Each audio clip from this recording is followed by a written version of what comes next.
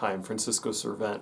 I'm the attorney at Keystone Law Firm, and I want to explain something about how you pick a person to take care of your financial affairs. There's two time periods. You have to pick somebody who's going to take care of things if you're still alive, but you can't take care of things at that point because you're incapacitated or you're incompetent. So somebody's going to need to be legally designated there to take care of your financial matters. And you're also going to need to designate someone to help wind up all of your financial affairs after you pass away. Now, that person is called a few different things depending on what role they're acting in.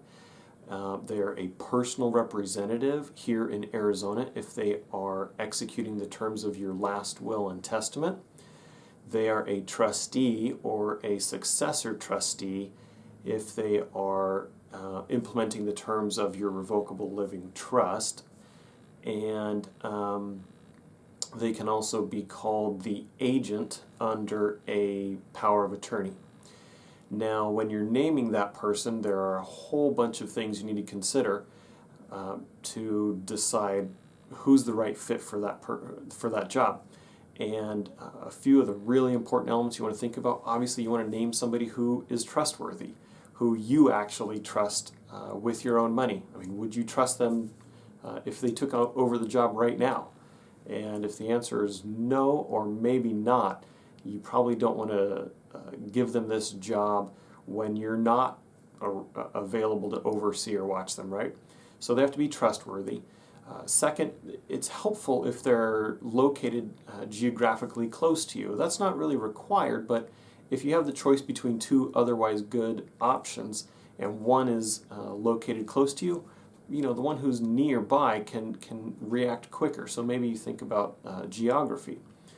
You might also be considering naming an independent third party like a professional trust company or a licensed fiduciary.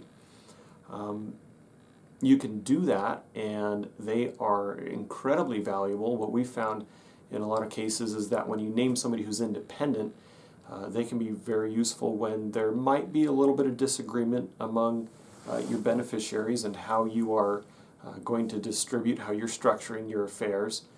But it can also, that independent third party can also act as the bad guy in a sense. So if you have any experience with what it's like wrapping up the affairs after somebody passes away, it can be a little bit of a delayed process. It doesn't happen immediately. And if you've put one person who's a family member in that role, a lot of times the other family members might be looking at them and thinking, what is taking you so long? And it can create a little division. But if you name an independent third party who nobody knows, then when it is taking a little bit longer and longer and longer to get things wrapped up, instead of your family being divided over that, the family is sort of grouped over here looking at this third party saying, what's taking you so long? So in a way it can kind of unify your family. So there's some important things to consider. We help our clients decide what the best person is for that role, using all the experience, all the times we've been through this and implemented different documents. When the time has come, we've seen the different outcomes, and we want your decision on that role to be really the best person to take care of you and to take care of your family when you're not able to.